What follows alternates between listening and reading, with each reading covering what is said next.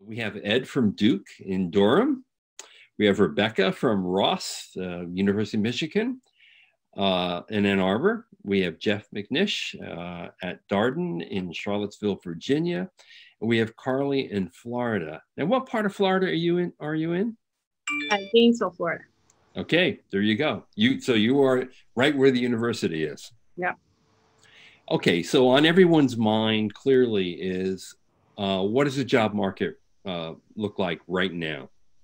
You know, we've heard that if you are a student about to graduate and you came back from your summer internship with an offer, your offer is in pretty good shape, particularly if it's in the traditional industries that hire MBAs, meaning consulting, tech, and banking.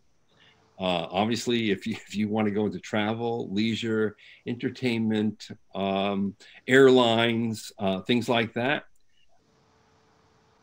get real. It ain't gonna happen, right? and if you don't have an offer that you already accepted, and now you're in the general pool looking for a job, obviously it's going to be more difficult, and those job searches are going to rely heavily on the alumni networks and connections. And you may have to have a B plan or a C plan. Is that generally what's going on, Ed? Yeah, I mean, this year it's mostly about timing, and you already hit the nail on the head that if we're talking about very specific industries like travel and hospitality, I would put those in the bucket of don't necessarily want to hire and can't hire right now. I mean, they're bleeding cash every day. But when you think about most other industries, they're mostly in the bucket of they want to hire. There's always a need for super talented, smart people to drive growth, especially at a time when they need smart people to help drive growth. I would say in that group, you can split it into halves where you have some organizations that are very comfortable and very used to having call it a virtual workforce. And those organizations haven't stopped. They're like, we've been doing this forever. We can do this. We have other organizations that are saying, we want to hire you. We think you're great. We want to have the best onboarding experience possible for you. And that may not happen in the next month. So we're going to wait a little bit to see if we can start getting you back into the office. So opportunities are there, and you've identified some industries that are especially hard hit, and those are going to, take some more time. But for the other industries, it's more of a timing part versus do you approach them or not? And Rebecca, is it possible that some industries are actually needing more talent right now than others? Like I'm thinking Amazon, which is the #1 hirer of MBAs, hires 1,000 MBAs a year. I'm thinking that Amazon's business is exploding and the opportunities that are before them are exploding as well. I would think that if anything, some of the industries and companies that are booming and that are MBA hirers might more than offset the companies that are not hiring anymore. Is that true or not? I don't know if they'll necessarily offset, but there are definitely industries. Amazon is a great example of a company that just needs people right now. We're also seeing that some of the CPG and healthcare companies are also looking for talent right now. Obviously given what's going on. So that is one of the things when we're sitting down with students and we're trying to coach them, like you said, plan B, plan C, some of them may have not been looking for roles within those industries, and now they are, because that's where the opportunities are. And as Ed said, we have seen a slowdown where students that are usually typically doing just-in-time hiring right now, they're still talking with companies, but companies have kind of pumped the brakes a little bit as far as, are they going to hire right now? And so we're telling them, be patient. Let's see where this is in a month or so. As states come out of this and start opening up a little bit, we'll probably see, hopefully, some additional hiring. But right now, if someone is like, hey, I need to work right now, I'm going to have loans to repay, or I'm an international student, I need to find something so I can stay in the country, we're really recommending that they look at these industries that are more robust right now, as maybe shift that to your plan A right now. Right. And Jeff, what do internships look like for first years right now? Great question.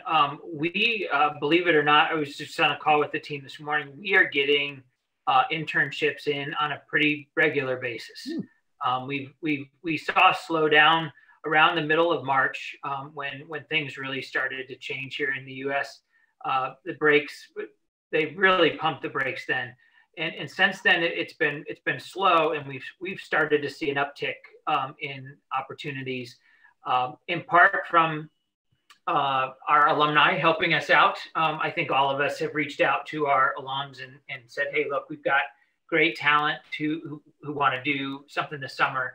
But I think in general, we've seen an uptick, and we're really enthusiastic about what the summer is going to look like. And Carly, is the ideal way to work this is people need a plan A and a plan B. I mean, that's always been said of international students, incidentally, right? So, but I would think that in this time, if you don't have a job in your pocket already, you definitely need a plan B, maybe a plan C, right? Right. So what we're encouraging for our students to do, if they didn't already have a plan B or C in mind as they went through the regular recruiting process, is really take advantage of alumni's willingness right now to offer some time. And so I think we've seen a big uptick in UF Gators overall, but then particularly former UF MBAs who really want to hop on the call with these 2020 grads because they have an abundance of empathy. So I think it's working with me particularly, given that we're such a small program. But then also we've just seen our response rate for our alums, really go through the roof, and kind of brainstorm with those alum. Okay, if I'm not going to be able to be in that senior level project manager position within hospitality, what are some roles that are really going to set me up for success there? So if they didn't already have that plan B or C, it's partnering with the career office and the alum to work through those plans. Right. Has anyone seen any change in the demand for MBAs from the consulting industry?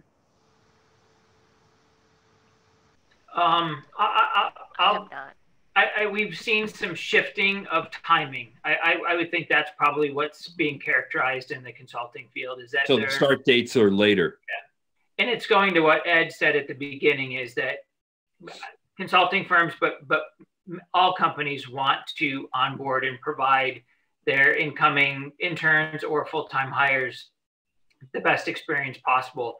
And I think they're weighing that with the health and safety of their employees, with the timing of the best experience.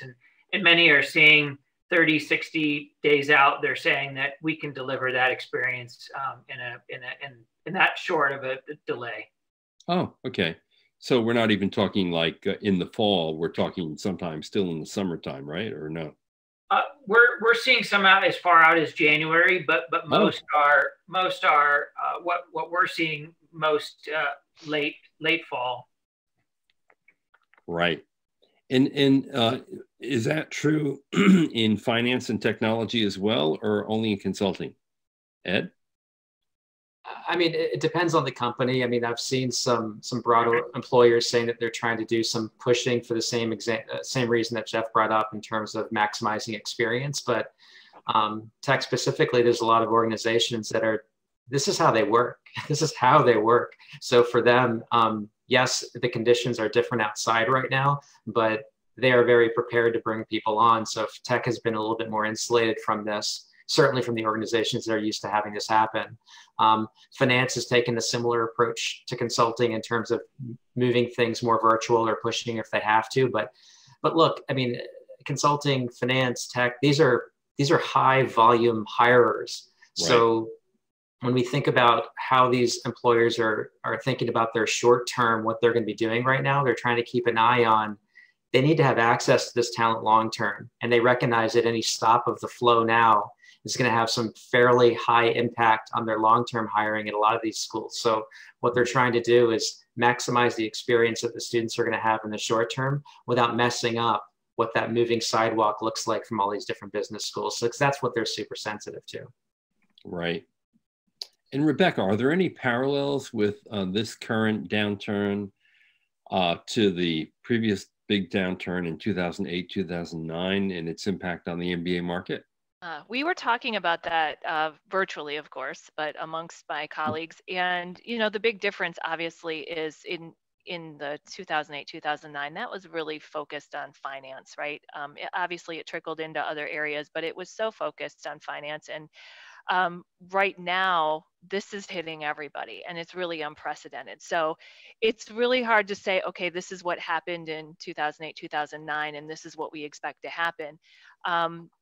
We're hoping, I mean, I think everybody is, that as the country starts to emerge from this gradually, that things will start to pick up. And I think we're all kind of taking a cautiously optimistic outlook on this, and as the companies are, right? I think, you know, both Ed and Jeff brought up very good points about these companies really need to keep that pipeline going, right?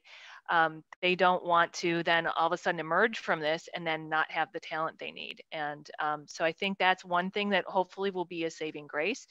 And, you know, I think as far as comparing the two, it's just such a different situation. It's really hard to really say, oh, you know, we know exactly what's going to happen because this is what happened back then. Yeah.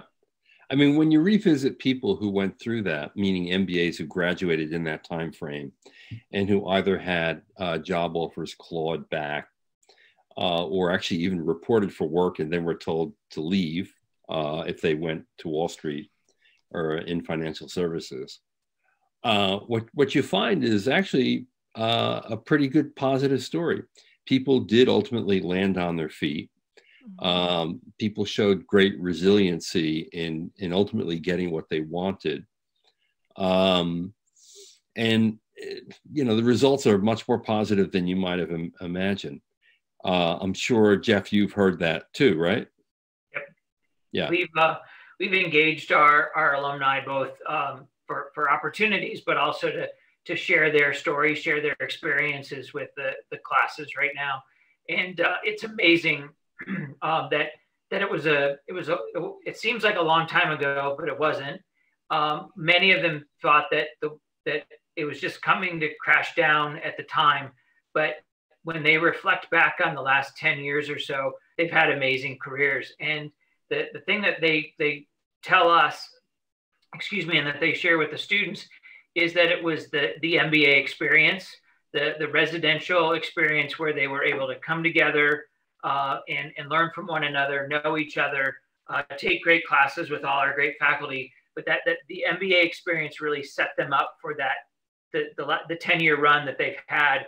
Even though the beginning was a little sketchy, they've had great careers, and they're sharing these stories and inspiring our students. Yeah. Carly, do you think it's going to get worse before it gets better? The job market for MBAs?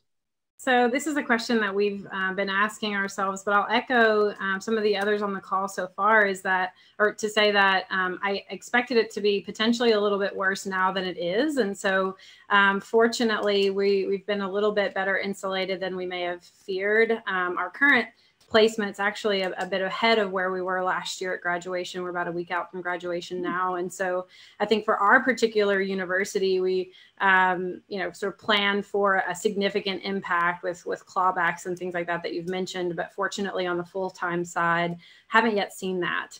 And so while it's possible that firms are still extending offers on formerly approved budgets and could take that into account in their headcount projections for the fall, what we're hearing from employers from our own surveys that we've been putting out, as well as reading from poets and quants, is that many of them expect to still have some recruiting activity. How they conduct that, of course, will be changed. Yeah.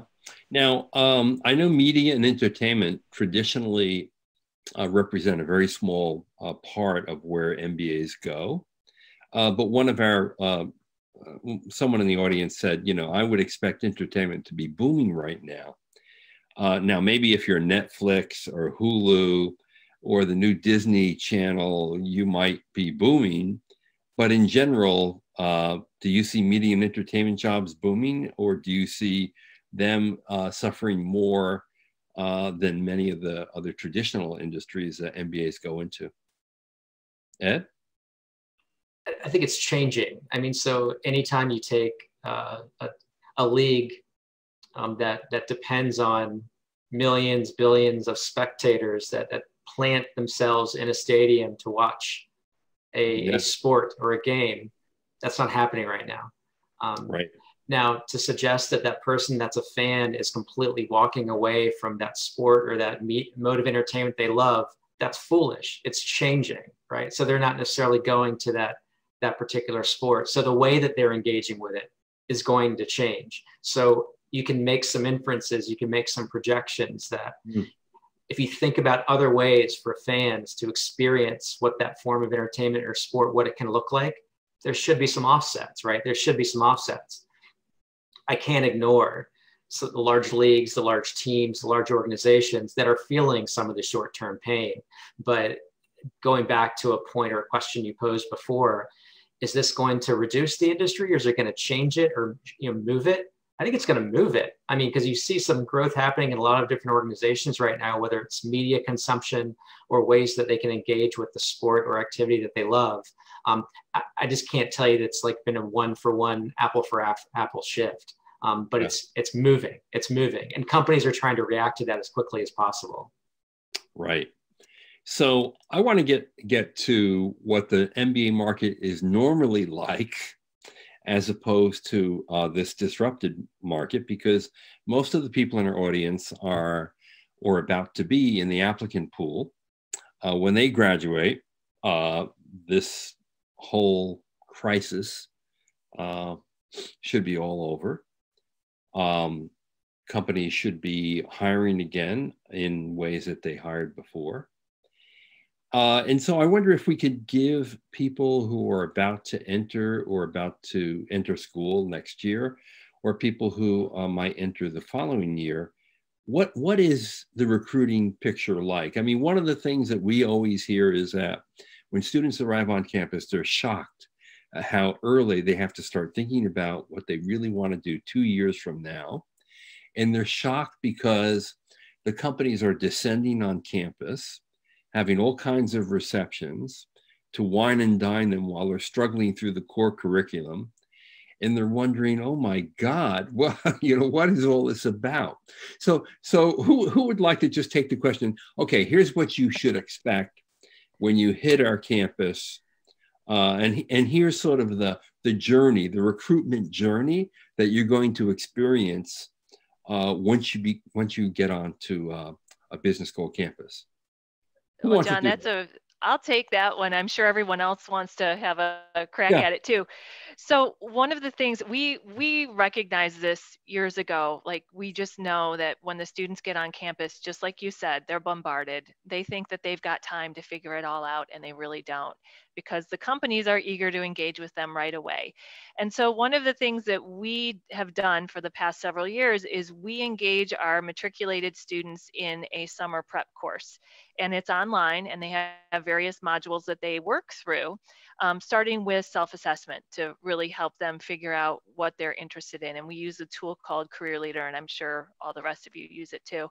It's a really great tool to help people kind of narrow down. It's great for people who don't really have an idea of what they want to do and are confused, and it's also validating for people, and it also gives people, maybe I shouldn't go into that, it gives them a little pause for reflection. So that's really where it starts.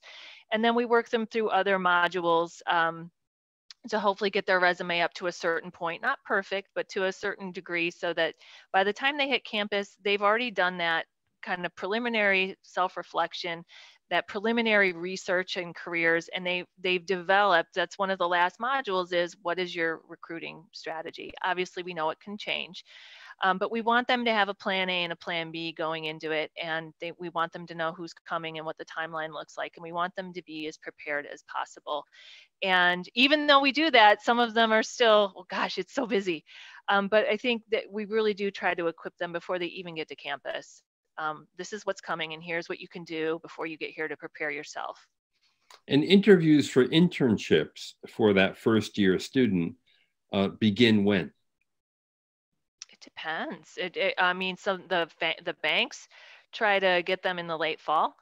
And then really early in the second semester is when the rest of it happens. But they're, like you said, they're engaging with them in the fall, throughout the fall. Yeah. And in fact, there are many companies now that have pre-MBA summer programs to get their clutches on your raw material before you even have a chance to sculpt it. Right? Absolutely. Yeah, so that's our program over the last few years has really prioritized career expos and conferences. And what we're trying to do now is think through, okay, what are those pre-MBA conferences that we want to prioritize, and look at our 2-year cohorts and recommend some of the same tools, Rebecca, that you were referring to, but then potentially, as we have capacity and coaching, really start that onboarding before the pre-MBA conference. And to your point, Rebecca, their resume won't be perfect by that time, but it sure is a help to teach them the fundamentals in kind of a small mini cohort or subsegment of the incoming 2-year class. And, you know, by June or so, they have hopefully the fundamentals under their belt. I like what you said about coming up with a plan.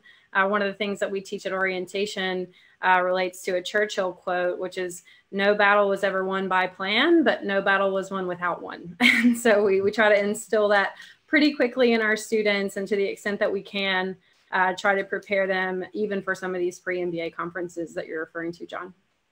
And do you find that students are overwhelmed by the interest and the activity that recruiters bring to campus during the core curriculum?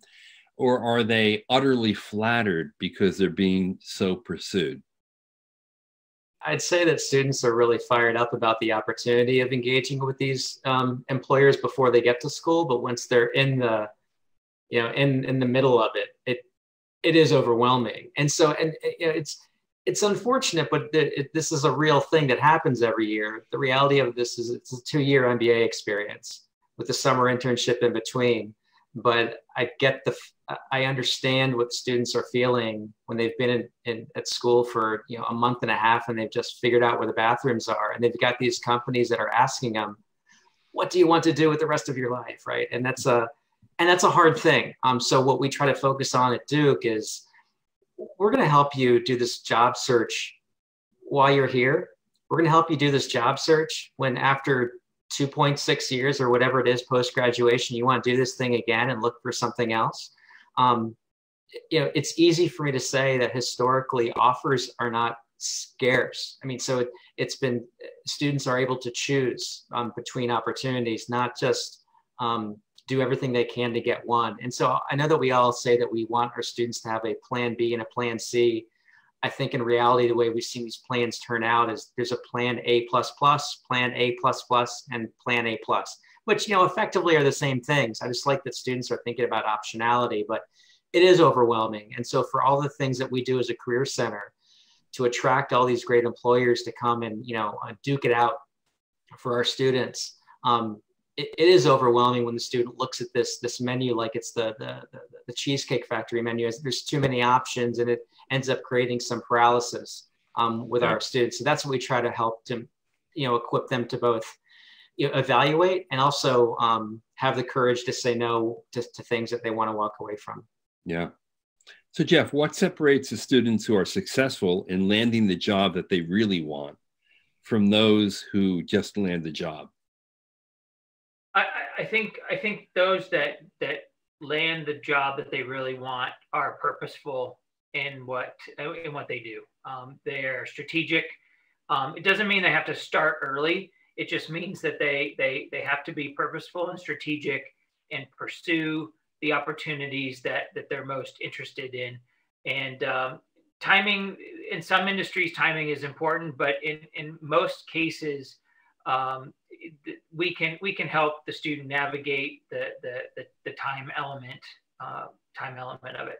But I see the most successful students walk in with a level of confidence, or at least that's what they're showing. I know there's probably some cracks underneath there because of how quickly things happen, but there's certainly a level of confidence, and that's what I would inspire all the listeners to walk into business school with some level of confidence, some level of strategy, and some level of purpose to achieve the career goal you're looking for.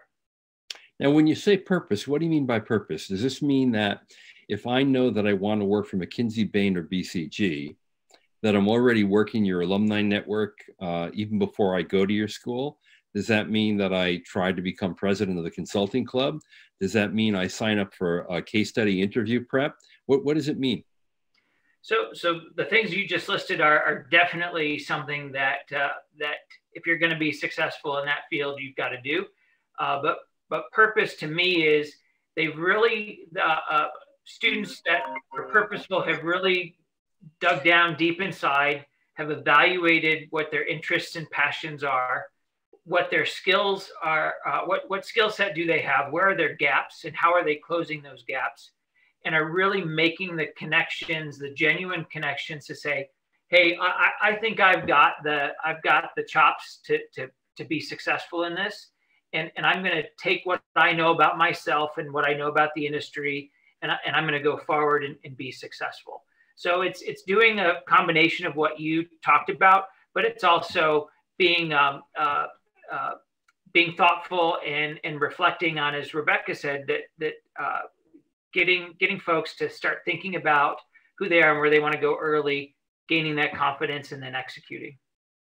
You know, in more recent years, despite the decline in applications to full-time MBA programs, there's a greater sense, I think, than ever before that the MBA has become an all-purpose degree in the way that the law degree had been in years earlier. And I think some of the evidence of that is the diversity of careers that are being pursued by MBAs, particularly in the social sector and other places. And I wonder if you could just talk a little bit about, you know, what are the trends that you've seen among the desires and the expectations that MBAs have about their careers, let's say in the last 5 years. Carly? So I would describe our program as really comfortable with the pivot. I was digging into some employment transitions, and we've quite literally taken former zookeepers and turned them into HR professionals. And so zookeepers. I don't know which job I'd prefer. Probably the zoo. Although there's similarities there in HR jobs. Sure. I'm selling it. But I couldn't agree more with the sentiment that the MBA, just given the variety of career paths, it can either open the door to or accelerate growth within.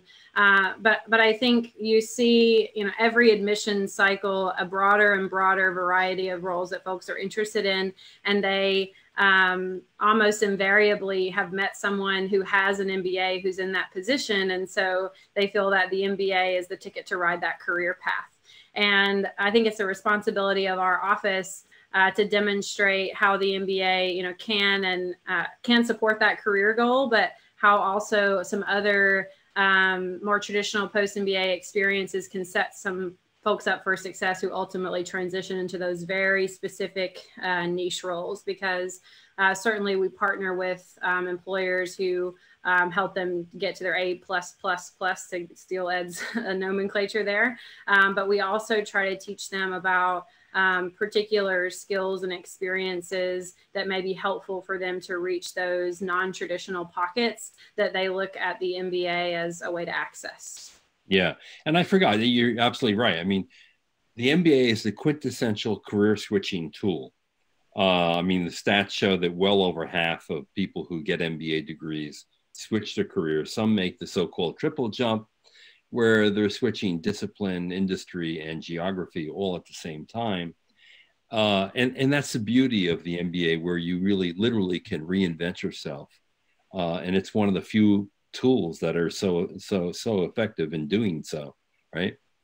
The one other trend that I hear often is that younger people today want their jobs and their careers to have some sort of purpose. So above and beyond getting the paycheck, above and beyond just doing day in and day out what you want to do, you want to find that your work is connected to a greater cause beyond yourself. Ed, have you've seen that in your students at Duke? Yeah, I mean, that's a thing. And so there's a few groups here. You have the student that's saying, I need to work right now for an organization that builds the things for the people, for the place. It supports me doing good in the world. So I want to work right now for that organization.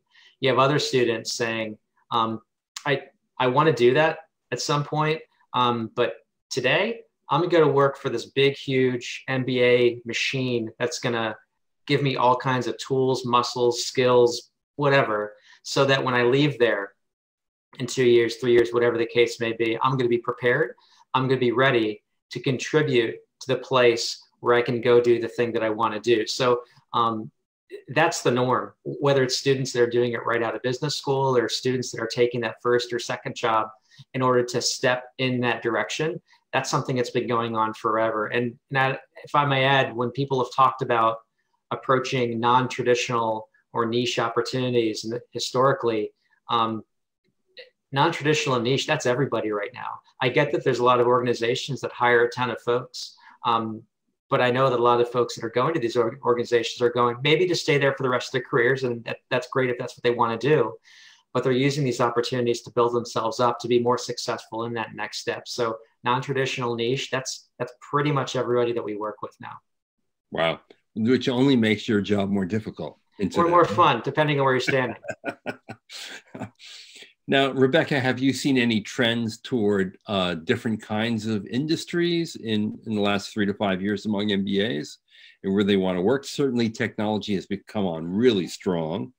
There's no doubt about that. At Ross, 22% of your graduating class went into tech last year. At Duke, it was 23%. That's a big deal.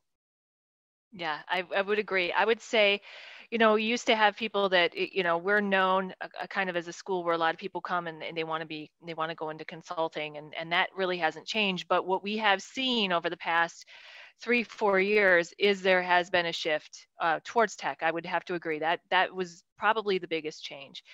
We do see people, showing more interest in mission-driven opportunities. And again, I think I would echo what Ed said. It might not be right away. You might not get that right after graduation, but you can pivot into it later. We use what your first post-MBA opportunity is as a launching pad for that. Another thing that I'm seeing, and it kind of goes hand in hand with tech, but it's used in other areas like retail especially, is the emphasis on big data. And so I've seen a lot of students, we are having a data concentration that is going to be STEM certified, hopefully this fall. And we see students wanting to take advantage of that. And then also I see a good number of our students getting dual degrees with the School of Information. And having that really concentrated emphasis on analytics along with the MBA seems to be a growing trend. Yeah, I'm glad you mentioned STEM, because obviously that has been one of the very big curriculum trends in the last 3 years, I'd say. And in fact, Jeff, when I sat down with you in Charlottesville on the campus, and we were going through your latest employment report, which was still not hot off the press, you were mentioning that the STEM track at Darden actually made a real difference for international graduates. Can you talk a little bit about that? Why companies were far more willing to hire internationals due to the STEM option? I think it highlighted a skill that's in demand first and foremost, as Rebecca said. I think that the MBA level job, it is a more advanced experience, and therefore the expectations are high, and really with the large amounts of data and information that's out there today, hiring an MBA who has the ability to navigate that, I think, is pretty important. So it's a skill that's needed.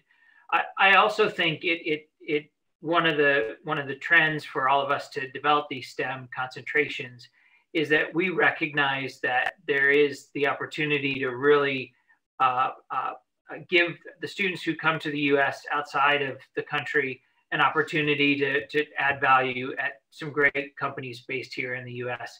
And the STEM degree gives the student yet another pathway to contribute and be successful. And we saw very early on at Darden that this STEM degree opened up employers' eyes to our international students and really gave those students a path forward to be successful at their companies, given the immigration and visa situation that we've been in the last couple of years. Yeah. I mean, in general, what advice do you have for international students who not only want the education, but want to use the education to start an entirely new life in a new country, the United States. Obviously, in more recent years, that's posed to be quite a challenge, much more so than it had in the past. I mean, one of the reasons why we're seeing a stampede, pardon the pun, is because of that issue. But, you know, it's been well reported that all the anti-immigration rhetoric out of this country, along with the uncertainty over getting an H-1B visa, and that rhetoric has impacted some employers' behaviors about hiring internationals, has made it more difficult. Do you think that the next crop of next generation of international applicants to MBA programs will have it easier, the same, or more difficult to land jobs in the United States? Carly? Well, I think we can't disregard the fact that we're in an election year. So I think part of what the future holds for visa statuses and things like that will depend on what happens within the government. But I would expect that at least remaining equally as challenging should be a realistic expectation for our international students. We don't have a significant international student population within UF's full-time MBA program. We do have an analytics track, but we have another STEM accredited degree within our graduate business school. And we see most of our international students in that program. But what we kind of brand or market as the three key ingredients for success for international students landing roles in the US, and these are necessary but perhaps not completely sufficient conditions, are excellent language ability, excellent command of the English language, some existing technical skills. So certainly while all of our programs will teach analytic ability through our curriculums, having some pre-existing evidence of that via a technical degree already, or some evidence of being technically inclined in the former role. And then the last one is a little bit harder to box in, but it's just really that consistent effort at following the career search process that we teach, trusting that we know how the job market works in the United States, because it's typically very different than what students experience in their home country. And there's sort of a buy-in period that these students have to go through to say, okay, maybe it doesn't actually work like it does in my home country, but kind of buying into that early, recognizing that it's going to be a grind, learning from folks who have been successful, and then being consistent in that effort throughout their time in the program. Yeah. Rebecca, in 2 years, will it be better, the same, or worse for international MBA graduates? Oh, gosh. I think it depends. Depends on the election. But honestly, we expected after the last election, we expected to see a much sharper dip in companies and opportunities for international students, and we didn't see that. As a matter of fact, last year we posted our best year ever for international students, post 3 months out from graduation. And we're on track this year. Obviously, right before COVID, we took a look at our numbers and we were on track. So I don't think it's going to get worse necessarily. I think it will hold steady, and it could even get better. I do think with opportunities like STEM, one of the biggest reasons STEM is so popular for companies is because they can hang on to people for 3 years. And so you're not guaranteed that with anybody. But you can get STEM certified and applies for the STEM extension, you can hang on to them for 3 years. And so I think that's appealing. I think that's going to help. So I don't really, I could be wrong, but I really don't anticipate things getting worse. I work, that's my specialty area at Ross, is I work with the international students. Yeah. And so I've seen, the past, I've been in this role for 6 years, and I've seen them do well year over year. So I really don't, let's hope we come out of this and everything kind of gets back to normal or semi-normal. But barring that, I think in a couple of years, I think we'll at least be where we're at now, which is pretty good. one would think that with a proliferation of STEM tracks and STEM designated MBAs entirely, along with the likelihood of a change in the administration that would be more open and more compassionate toward immigrants, which is the only reason why this country is as successful as it is, that things will be much better in 2 years. We'll see. But we'll see. Yeah. What do you see over the next 3 to 5 years demand significantly increasing in any one industry for MBA graduates? Jeff? I'd go out, and I think we're starting, we've seen it, and I think we're really seeing it now, but I think the healthcare sector is posed to go crazy with MBAs. With the complexity of the industry, given the supply chain disruption that we're seeing with this virus, I really think the healthcare sector is missing out on a talent pool. And I'm saying that because I don't see the healthcare sector as big as tech and consulting and financial services today. But I think MBAs would love the healthcare challenge. I think the healthcare system would benefit from MBAs. And I'd really 2 years from now like to have you ask us, 22% healthcare, 22% tech. I think the healthcare sector is ready for this, and maybe this situation is going to tip it. So Ed, last year, 8% of your MBA graduates went into healthcare and biotech. You agree with Jeff? I mean, the opportunity is definitely there. I mean, let's remember, when you think about tech being as big as it is right now, MBA students always wanted to do tech. They always did, even before tech was really big. But the way it typically sounded was these big tech companies weren't necessarily looking for MBAs. So the path was an MBA would go do something somewhere else, get that skill, and then wiggle their way into Microsoft or Google or whatever the case may be. And now you have these organizations that are seeing the value, we keep talking about like the Swiss Army knife that the MBA can be, their ability to be flexible, their ability to help changing business environments. These organizations are starting to see the value there. So what Jeff's alluding to is need for healthcare. Oh, absolutely. We see that growing need. Is there a need in energy? I know we didn't talk about that today, but there's an absolute need there. Talk about a super complex environment. And so what they're looking for in the MBA is not necessarily trying to figure out how the solar panel can store more energy than the other solar panel. You're trying to figure out this complicated economics around how you distribute this energy around these countries in a cost-efficient way. So the problems that they're trying to hire for right now have not even been figured out yet. Now, the problem that we're sitting in right now is very known. And so that we can make some predictions on if healthcare would go up, I think it would too. But I would say largely what we're seeing driving this growth is organizations not necessarily saying, we just need a lot of MBAs. It's an organization saying, that's what an MBA can do. I want more of that. And I assume that I can teach them things along the way to help be successful, whatever my business model looks like in the next 10 years. But like tech, business school students have always wanted to go into tech. Historically, a lot of tech companies have not really known what to do with business school students, but today that's a very different picture. Yeah. And let's face it, the healthcare industry in the United States, it's such a massive part of the GDP.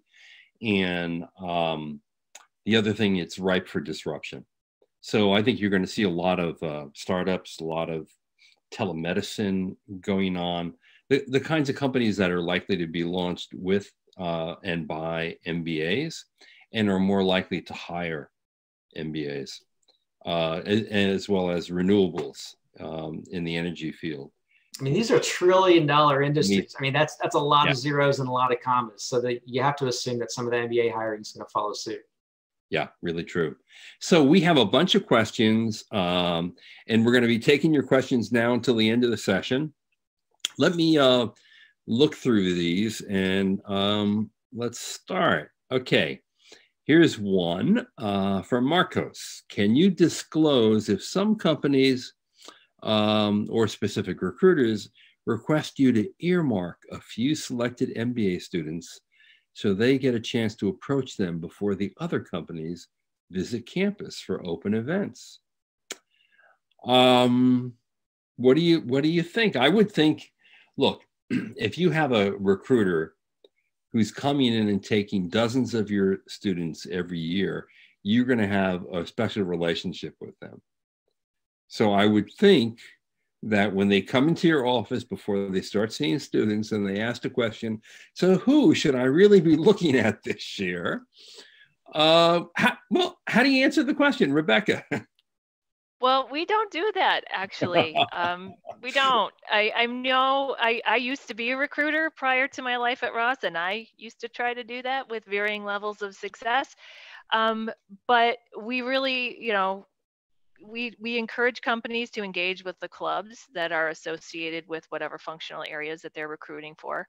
And a lot of times that sorts itself out because the people that are in those leadership roles in those clubs tend to be more visible to the companies. And so I think that's, we advise them on how can you engage with companies and how can you then determine for yourself who your targets are. And a lot of times, the companies start going after the students before we even know them. So, it's kind of a moot point for some of these companies. They've already kind of figured out who they're targeting just based on, who the incoming class is and who they want to invite to some of their pre recruiting events that they have, like dinners and things like that. So, no, we don't really earmark students or provide recommendations to companies. Carly, how about you? So we try to, in Florida, create somewhat of an opt-in model for students. So we do invite employers on campus, potentially a little bit earlier than other organizations, but we try to get creative to make sure that the students that we are talking about with the employers are the students who've taken a genuine interest in wanting to work for them, because it's one thing to say that the student would perform well at that organization, but another thing to say that the student took the time to attend their info session and has genuinely expressed an interest. And so we do, just tactical things that you might expect, like sharing resume books with employers in advance for folks who've RSVP'd for their sessions. And so I think we try to, Rebecca's right, recruiters will ask for a lot of things, and we try to put on our consultant hats and figure out the best way to get to what they want, keeping in mind what the real interests and efforts are from the students. Now here's a question. Well, let's ask Jeff this, because you have, as a percentage of the graduating class, more people going into finance than the other schools here, almost 25%. How do you help students who want to pursue opportunities in industries like investment management, where the intakes are much smaller and recruiting can be quite ad hoc? The two things, it is to have a longer runway on obtaining the opportunity. So while the bankers may show up in September, and by November they know what list they're on, and interviews are done in January and offers are solidified at the end of the month. The sectors like investment management, it's going to take a little bit longer. You may be doing work from September through March or April to land that offer. So it's just a timing. It's spreading out the recruiting process a little bit more. And the second thing I would argue is the skills that are necessary. So as you're going along that path of an investment management career, for example, you're taking courses that are filling in the gaps that you may have in your career, or you're participating in the training that our clubs do with our students to really get them prepared. And you're leveraging that knowledge right away in the recruiting process. So it's the ones that don't traditionally come around, it's just a longer runway and you have a greater opportunity to fill in or close your skill gap. The other thing is you're taking electives that are deeper in the subject that you're interested in and where you want to work. You're likely to collide with a professor who has a lot of contacts on the basis of their consulting relationships in the marketplace. And I have found through the years that faculty can be incredibly generous with their time and with their endorsement of your candidacy and helping open doors even above and beyond alumni in some cases. So that's another important way to seek opportunity and to get opportunity. Okay, so Ed, here's one for you. This is from Stephanie. What advice do you have for those whose professional direction has been derailed due to COVID-19. So this is a person who's an applicant who now might have to take a job not in line with her vision or her career path because of financial circumstances in order to save money to get the MBA in the first place. Yeah, it's a fair question. And I'll answer this from the perspective of a potential employer, right? So like admissions will probably have a take on this as well, but I would think about it this way. You have reasons for making decisions that you make in your life. If you're talking to a potential employer about how COVID-19 happened, I was displaced from my job and I wanted to put food on the table for my family, which is why I took this position that I wasn't super excited about, but I wanted to feed my family. That makes sense. Totally. That makes sense. I'll buy that any right. day. So I'm not saying that, we're in a time that you're given unlimited permission to take care of yourselves and your family. So you shouldn't feel bad about that. You shouldn't feel bad about that. And, and if we're going down the path, and it's not like where my head is right now, but if we're going down the path of how can I spin this in a way that I'm a more attractive candidate than the other person? How can I pull this transferable skill out of this thing I was doing? Forget about that. Forget about that. You were trying to take care of yourself. You're trying to take care of your family, and you should never have to apologize for that. Yeah, really, really good advice, Ed. Absolutely. Now here's a question, kind of interesting, based on work experience and its role in your ability to help present opportunities to MBA graduates, right? Here's a person who will have less than 3 years of work experience before they enter the MBA program. And at less than 3 years, they feel like they're a little bit of an outlier. They're a little bit younger, maybe, in some MBA programs than the average, at least. Is there something that they need to do differently to stand out and attract companies post-graduation? Rebecca? I would say, the fundamentals of the career search are going to be the same for everybody regardless. And we do occasionally see students who have a little bit less full-time or pre-MBA experience than others. I would say, how do you stand out is really by engaging with companies, really focusing, really going, if you decide you want to go into banking or consulting or whatever, really have a good reason for doing that and really draw on the things that you bring from your past that are maybe transferable skills. Another thing is a lot of schools, I know we at Ross, we have a lot of co-curricular opportunities to get really practical experience. And I would encourage a student who has maybe less than the traditional 4 or 5 years experience to take advantage of as many of those as possible. All of our MBAs do something that's called MAP, which is a multidisciplinary action project. And that is basically a consulting project that they do at the second half of their winter term. And it's really a capstone for the first year. But there are other opportunities through our Living Business Leadership initiative on campus where they can also engage with other companies and get some practical experience. So I would encourage any student going to any school to really take advantage of those opportunities that are offered, not only in your business school, but maybe elsewhere on your campus to get some additional practical experience. Even through clubs, you can do pro bono consulting. There are case competitions. So I would really say if you really feel that you need to bulk up on some of your practical experience, take advantage of whatever is offered to you at your school. Right. So this one must be for Ed because he has a very famous graduate in a very important position, Tim Cook at Apple. Question is, are students from non-technical backgrounds able to get opportunities in tech-related jobs with an MBA? I don't think Tim Cook actually had a STEM background. Did he? I know he was an Auburn guy and he came here for his MBA. In Apple, a lot of your talent comes through operations. That's where leadership comes from there. And so that's where Tim, came through. And his right-hand man, Jeff Williams, is another Duke person, Eddie Q, another Duke person. So Duke's very well represented at Apple. But to answer your question, no, you don't.